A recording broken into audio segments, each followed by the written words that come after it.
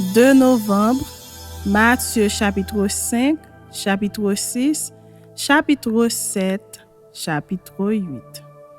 Voyant la foule, Jésus monta sur la montagne, et après qu'il se fut assis, ses disciples s'approchèrent de lui.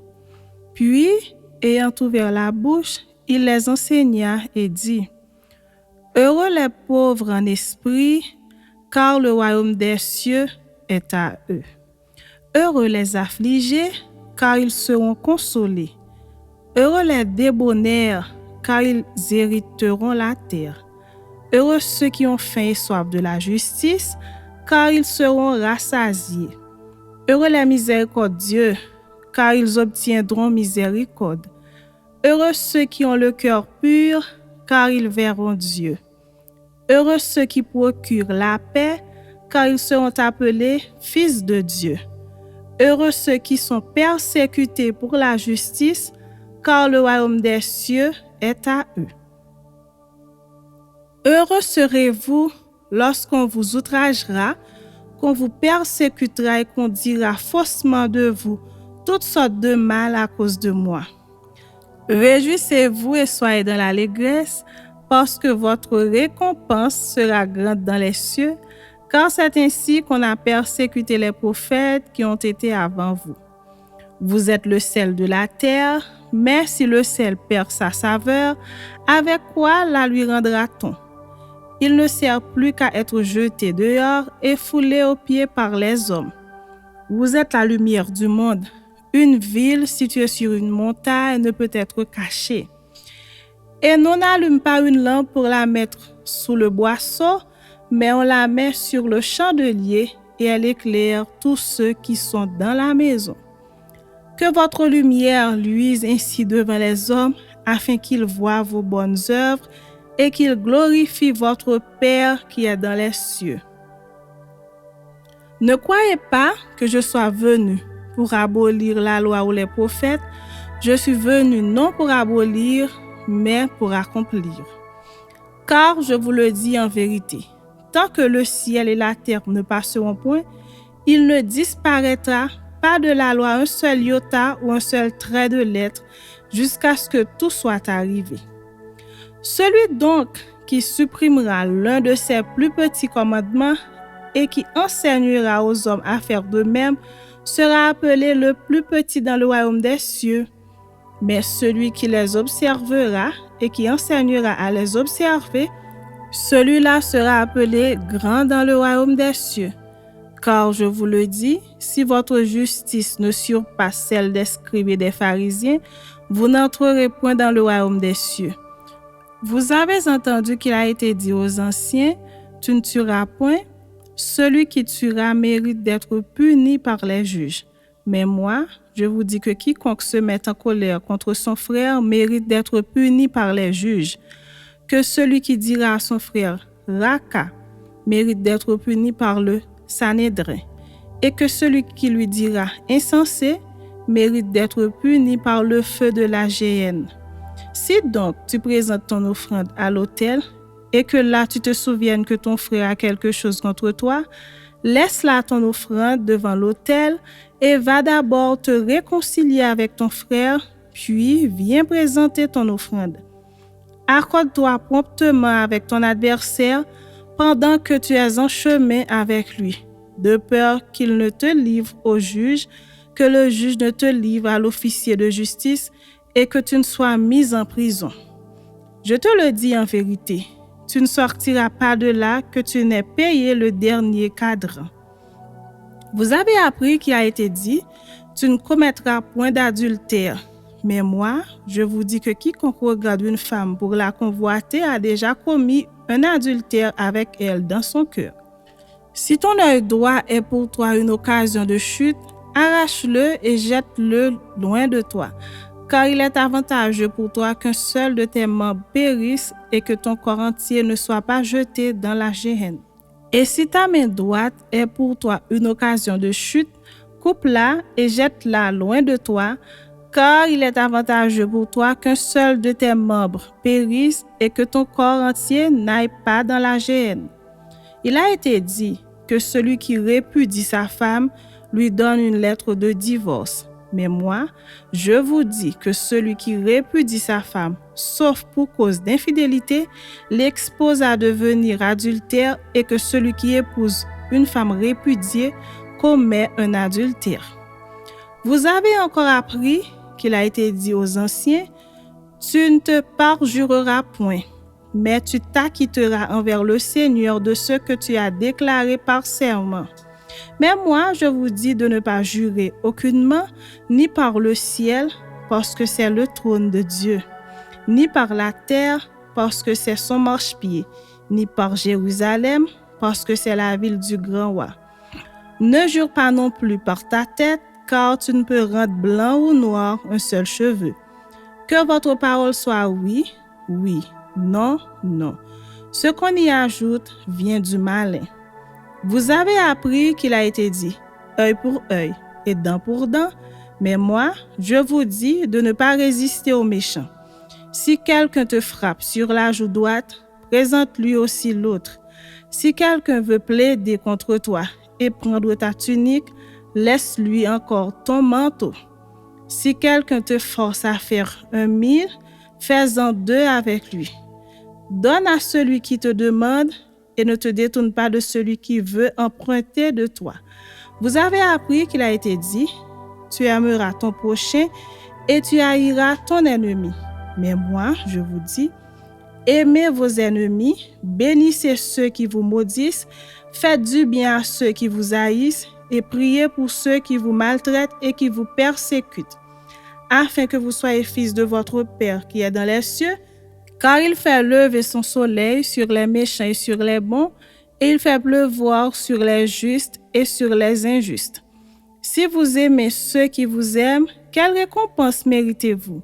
Les publicains aussi, n'agissent-ils pas de même? Et si vous saluez seulement vos frères, que faites-vous d'extraordinaire? Les païens aussi, n'agissent-ils pas de même? Soyez donc parfaits comme votre Père céleste est parfait. Chapitre 6. Gardez-vous de pratiquer votre justice devant les hommes pour en être vus. Autrement, vous n'aurez point de récompense auprès de votre Père qui est dans les cieux. Lors donc que tu fais l'aumône, ne sonne pas de la trompette devant toi, comme font les hypocrites dans les synagogues et dans les rues, afin d'être glorifiés par les hommes. Je vous le dis en vérité, ils reçoivent leur récompense. Mais quand tu fais l'aumône, que ta main gauche ne sache pas ce que fait ta droite, afin que ton aumône se fasse en secret, et ton Père qui voit dans le secret te le rendra. Lorsque vous priez, ne soyez pas comme les hypocrites qui aiment à prier debout dans les synagogues et au coin des rues pour être vus des hommes. Je vous le dis en vérité, ils reçoivent leur récompense. Mais quand tu pries, entre dans ta chambre, ferme ta porte et prie ton Père qui est là dans le lieu secret, et ton Père qui voit dans le secret te le rendra. En priant, ne multipliez pas de vaines paroles, comme les païens qui s'imaginent qu'à force de paroles, ils seront exaucés. Ne leur ressemblez pas, car votre Père sait de quoi vous avez besoin avant que vous le lui demandiez. Voici donc comment vous devez prier. Notre Père qui es aux cieux, que ton nom soit sanctifié, que ton règne vienne, que ta volonté soit faite sur la terre comme au ciel. Donne-nous aujourd'hui notre pain quotidien. Pardonne-nous nos offenses, comme nous aussi nous pardonnons à ceux qui nous ont offensés. Ne nous induis pas en tentation, mais délivre-nous du malin, car c'est à toi qu'appartiennent dans tous les siècles le règne, la puissance et la gloire. Amen. Si vous pardonnez aux hommes leurs offenses, votre Père céleste vous pardonnera aussi. Mais si vous ne pardonnez pas aux hommes, votre Père ne vous pardonnera pas non plus vos offenses. Lorsque vous jeûnez, ne prenez pas un air triste comme les hypocrites qui se rendent le visage tout défait pour montrer aux hommes qu'ils jeûnent. Je vous le dis en vérité, ils reçoivent leur récompense. Mais quand tu jeûnes, parfume ta tête et lave ton visage, afin de ne pas montrer aux hommes que tu jeûnes, mais à ton Père qui est là dans le lieu secret. et ton Père qui voit dans le secret te le rendra. Ne vous amassez pas des trésors sur la terre, où la teigne et la rouille détruisent, et où les voleurs percent et dérobent.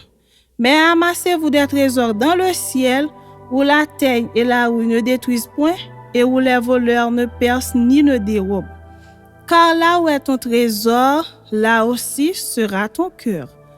L'œil est la lampe du corps. Si ton œil est en bon état, tout ton corps sera éclairé. Mais si ton œil est en mauvais état, tout ton corps sera dans les ténèbres. Si donc la lumière qui est en toi est ténèbre, combien seront grandes ces ténèbres? Nul ne peut servir deux maîtres, car ou il haïra l'un et aimera l'autre, ou il s'attachera à l'un et méprisera l'autre. Vous ne pouvez servir Dieu et Mammon. C'est pourquoi je vous dis, ne vous inquiétez pas pour votre vie de ce que vous mangerez, ni pour votre corps de quoi vous serez vêtus. La vie n'est-elle pas plus que la nourriture et le corps plus que le vêtement? Regardez les oiseaux du ciel. Ils ne sèment ni ne moissonnent, et ils n'amassent rien dans des greniers, et votre Père céleste les nourrit. Ne valez-vous pas beaucoup plus qu'eux? Qui de vous, par ses inquiétudes, peut ajouter une coudée à la durée de sa vie? Et pourquoi vous inquiétez au sujet du vêtement? Considérez comment croissent les lits des champs. Ils ne travaillent ni ne filent. Cependant, je vous dis que Salomon même, dans toute sa gloire, n'a pas été vêtu comme l'un d'eux. Si Dieu revêt ainsi l'herbe des champs, qui existe aujourd'hui et qui demain sera jeté au four, ne vous vêtira-t-il pas à plus forte raison, gens de peu de foi? Ne vous inquiétez donc point et ne dites pas, que mangerons-nous? Que boirons-nous? De quoi serons-nous vêtus? Car toutes ces choses, ce sont les païens qui les recherchent. Votre Père céleste sait que vous en avez besoin. Cherchez premièrement le royaume et la justice de Dieu, et toutes ces choses vous seront données par-dessus. Ne vous inquiétez donc pas du lendemain, car le lendemain aura soin de lui-même. À chaque jour suffit sa peine. Chapitre 7.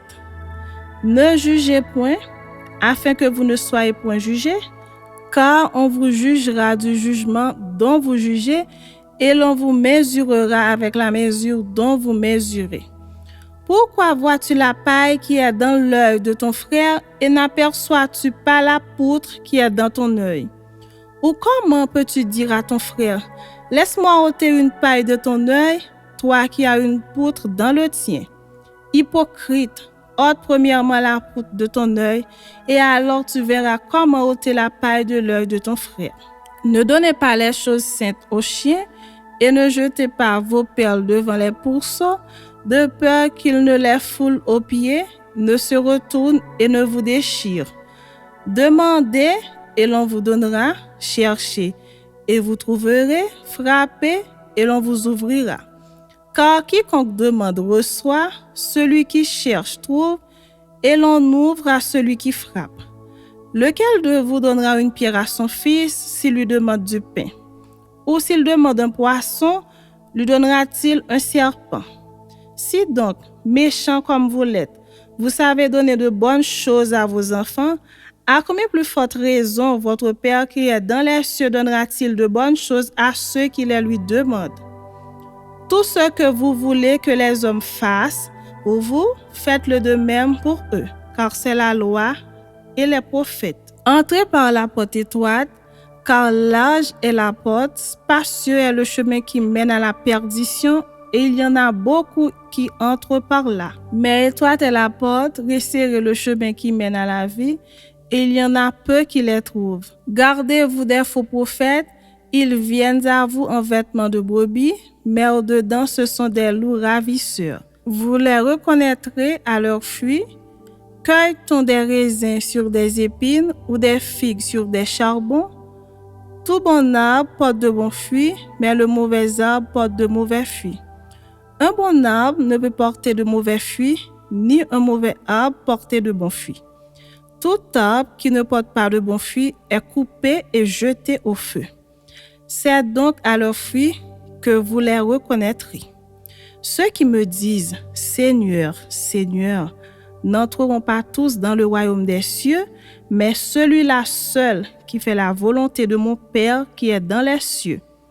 Plusieurs me diront en ce jour-là, « Seigneur, Seigneur, n'avons-nous tous pas prophétisé par ton nom? N'avons-nous pas chassé des démons par ton nom? Et n'avons-nous pas fait beaucoup de miracles par ton nom? » Alors je leur dirai ouvertement, « Je ne vous ai jamais connus. Retirez-vous de moi, vous qui commettez l'iniquité. » C'est pourquoi quiconque entend ces paroles que je dis et les met en pratique sera semblable à un homme prudent qui a bâti sa maison sur le roc. La pluie est tombée, les torrents sont venus, les vents ont soufflé et se sont jetés contre cette maison. Elle n'est point tombée, parce qu'elle était fondée sur le roc. Mais quiconque entend ces paroles que je dis et ne le met pas en pratique sera semblable à un homme insensé qui a bâti sa maison sur le sable. La pluie est tombée, les torrents sont venus, les vents ont soufflé et ont battu cette maison. Elle est tombée et sa ruine a été grande. Après que Jésus eut achevé ses discours, la foule fut frappée de sa doctrine, car il enseignait comme ayant autorité et non pas comme leurs scribes. Chapitre 8. Lorsque Jésus fut descendu de la montagne, une grande foule le suivit, et voici un lépreux s'étant approché se prosterna devant lui et dit, « Seigneur, si tu le veux, tu peux me rendre pur. » Jésus étendit la main, le toucha et dit, « Je le veux, sois pur. » Aussitôt, il fut purifié de sa lèpre. Puis Jésus lui dit, « Garde-toi d'en parler à personne, mais va te montrer au sacrificateur et présente l'offrande que Moïse a prescrite afin que cela leur serve de témoignage. » Comme Jésus entrait dans Capernaum, un centenier l'aborda, le priant et disant, « Seigneur, mon serviteur est couché à la maison, atteint de paralysie et souffrant beaucoup. » Jésus lui dit, « J'irai et je le guérirai. » Le centenier répondit, « Seigneur, je ne suis pas dit que tu entres sous mon toit, mais dis seulement un mot et mon serviteur sera guéri. Car moi, qui suis soumis à des supérieurs, j'ai des soldats sous mes ordres, et je dis à l'un, va, et il va à l'autre, viens, et il vient. Et à mon serviteur, fais cela, et il le fait. » Après l'avoir entendu, Jésus fut dans l'étonnement, et il dit à ceux qui le suivaient, « Je vous le dis en vérité, même en Israël, je n'ai pas trouvé une aussi grande foi. Or, je vous déclare que plusieurs viendront de l'Orient et de l'Occident et seront à table avec Abraham, Isaac et Jacob dans le royaume des cieux. Mais les fils du royaume seront jetés dans les ténèbres du dehors, où il y aura des pleurs et des grincements de dents. » Puis Jésus dit au centenier, « Va, qu'il te soit fait selon ta foi. » Et à l'heure même, le serviteur fut guéri. Jésus se rendit ensuite à la maison de Pierre, dont il vit la belle-mère couchée et ayant la fièvre. Il toucha sa main et la fièvre la quitta, puis elle se leva et le servit. Le soir, on amena auprès de Jésus plusieurs démoniaques. Il chassa les esprits par la parole et il guérit tous les malades, afin que s'accomplisse ce qui avait été annoncé par Isaïe le prophète. Il a pris nos infirmités et il s'est chargé de nos maladies. Jésus, voyant une grande foule autour de lui, donna l'ordre de passer à l'autre bord. Un scribe s'approcha et lui dit, « Maître, je te suivrai partout où tu iras. » Jésus lui répondit, « Les renards ont des tanières et les oiseaux du ciel ont des nids, mais le Fils de l'homme n'a pas où reposer sa tête. » Un autre d'entre les disciples lui dit, « Seigneur, permets-moi d'aller d'abord ensevelir mon Père. » Mais Jésus lui répondit, « Suis-moi et laisse les morts ensevelir leurs morts. » Il monta dans la barque et ses disciples le suivirent. Et voici, il s'éleva sur la mer une si grande tempête que la barque était couverte par les flots. Et lui, il dormait. Les disciples s'étant approchés, le réveillèrent et dirent, « Seigneur, sauve-nous, nous périssons. » Il leur dit, « Pourquoi avez-vous peur, gens de peu de foi ?» Alors il se leva, menaça les vents et la mer, et il y eut un grand calme. Ces hommes furent saisis d'étonnement. « Quel est celui-ci, disaient-ils, à qui obéissent même les vents et la mer ?» Lorsqu'il fut à l'autre bord, dans le pays des Gadaréniens, 2 démoniaques sortant des sépulcres vinrent au-dedans de lui. Ils étaient si furieux que personne n'osait passer par là. Et voici, ils s'écrièrent, « Qu'y a-t-il entre nous et toi, Fils de Dieu? Es-tu venu ici pour nous tourmenter avant le temps? » Il y avait loin d'eux un grand troupeau de pourceaux qui paissaient. Les démons priaient Jésus, disant, « Si tu nous chasses, envoie-nous dans ce troupeau de pourceaux. » Il leur dit, « Allez. » Ils sortirent et entrèrent dans les pourceaux. Et voici, tout le troupeau se précipita des pentes escarpées dans la mer, et ils périrent dans les eaux. Ceux qui les faisaient paître s'enfuirent et allèrent dans la ville raconter tout ce qui s'était passé et ce qui était arrivé aux démoniaques. Alors toute la ville sortit à la rencontre de Jésus, et dès qu'ils le virent, ils le supplièrent de quitter leur territoire.